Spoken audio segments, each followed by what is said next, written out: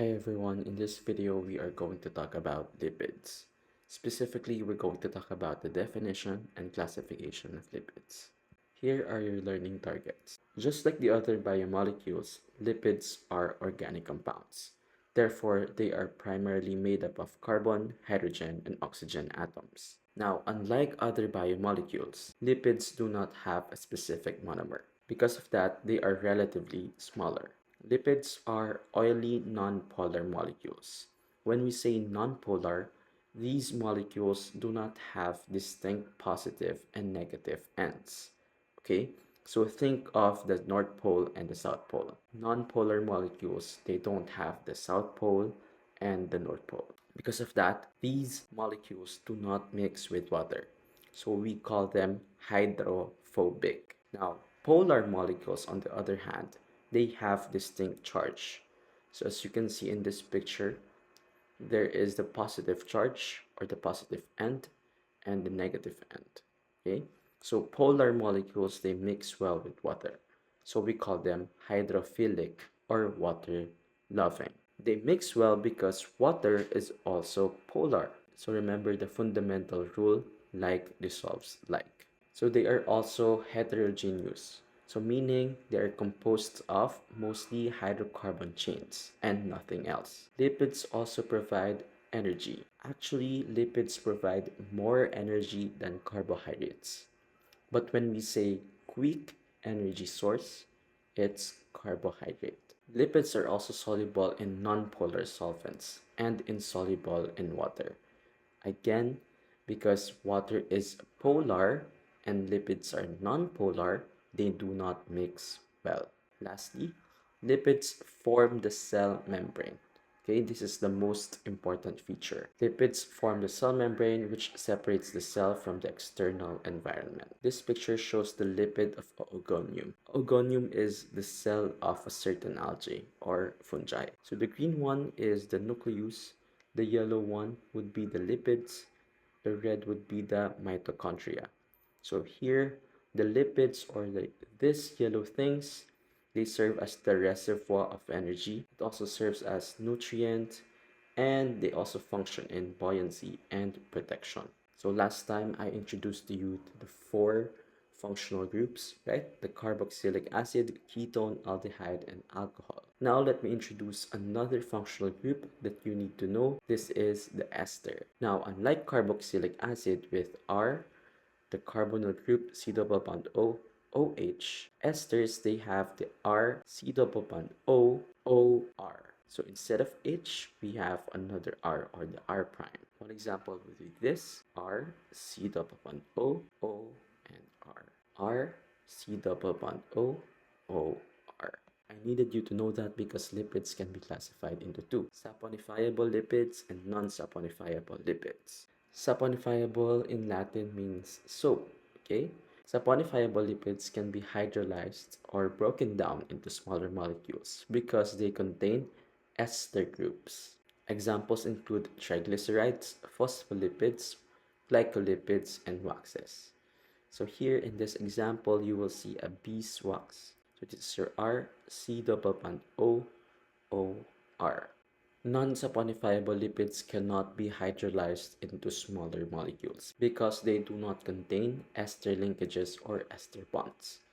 Examples include steroids, terpenes, fat-soluble vitamins like A, D, E, and K, and the eicosanoids. Now, there are different types of lipids and we can categorize them into three: simple, compound, and direct. Okay, so let's talk about the simple lipids. Simple lipids are the most basic lipids.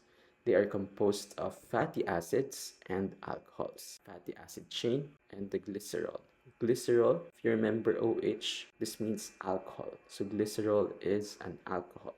Now, what would happen is that the OH of your fatty acid chain will react with the hydrogen of your glycerol. It's the OH because this carboxyl group is more reactive. So this one would react with this, forming your monoglyceride or monoacyl glycerol. Now, if you notice, you have two remaining alcohol or hydroxyl groups here. So this means that these hydroxyl groups can bond to another fatty acid chain. So when these two are bonded to a fatty acid chain, it will now become a diglyceride or diacylglycerol. But if we have three hydroxyl groups bonded to three fatty acid chains, you will form a triglyceride or triacylglycerol, which is one of the types of simple lipids. Triglycerides are a type of lipids that are the main form of stored energy in animals, including humans. This figure shows the fatty acid, shows your glycerol, and the ester bond. So the structure is the same. You have the glycerol or the 3-carbon alcohol. You have 3 fatty acid chains. Now this could be saturated or unsaturated. We discussed this before. Saturated meaning it is saturated with hydrogen atoms. So there are no double bonds or triple bonds. Unsaturated fatty acids, you have double bond. And of course, you should know the ester bond. The ester bond links the glycerol and the fatty acid chains. It is formed through condensation, specifically called as esterification, because an ester is formed. Now, for the properties of triglyceride, of course, this is hydrophobic in nature. Hydrophobic because they are non-polar. So at room temperature, saturated triglyceride is solid, unsaturated triglyceride is liquid. Triglycerides are less dense than water. That's why oil floats. Now, triglycerides, they undergo different reactions, but the main ones are the ester bond formation, hydrolysis, and saponification. Ester bond formation, no need to explain, it forms the bond. Hydrolysis is just the breaking down of triglycerides using water. That's why it's hydrolysis. So you will form glycerol and free fatty acids. So this glycerol and the free fatty acids will go to the bloodstream. The fatty acids will bind to albumin or protein. Albumin basically is the carrier of fatty acids to tissues. And in the tissues, these fatty acids will be metabolized. For the function of triglycerides, number one, it's the primary form of energy storage in animals. It is in the adipose tissue. Next is insulation. So it insulates the body to maintain the body temperature by reducing heat loss. Number three is protection. So the adipose tissue cushions and protects the internal organs. Now let's go to the compound lipids. These are the lipids that contain, aside from fatty acids and alcohol, they contain additional functional groups such as phosphate groups and carbohydrate groups. They have multi-component structures. So again, this is your glycerol bonded to fatty acids. But this time here, as you can see, you have a phosphate group. When you have a phosphate group, that is called a phospholipid. Phospholipids are a major class of complex lipids that are crucial for the structure and function of the cell membranes.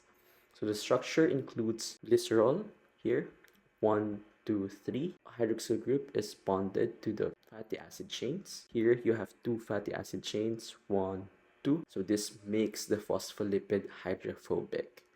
So this one is a saturated fatty acid.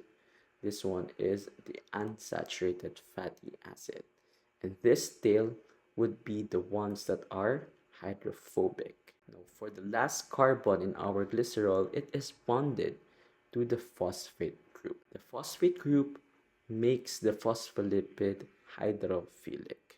So that's the hydrophilic side of the phospholipid. Now, aside from phosphate, it could also be attached to choline or ethanolamine or serine. It is amphipathic, hydrophobic due to the fatty acid, hydrophilic due to the head or the phosphate group. So this amphipathic nature allows the phospholipid to form a bilayer in the cell membrane. Now remember, phospholipids, they spontaneously arrange themselves into a bilayer. So the tails here, they go inward.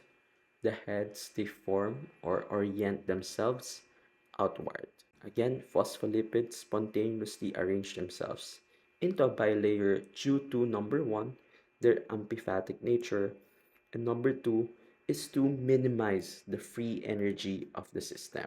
Remember, fundamental principle in chemistry and biology, systems, they tend to adopt configurations or arrangements that require the least energy. Next, you also have membrane fluidity. It's basically the viscosity and flexibility of the lipid bilayer in cell membranes. This depends on the length and degree of saturation. If you have unsaturated, fluidity increases. Another property would be selective permeability. So it allows certain molecules only to pass through. Most of the time, it's the small and non-polar molecule. For the function, number one, cell membrane structure.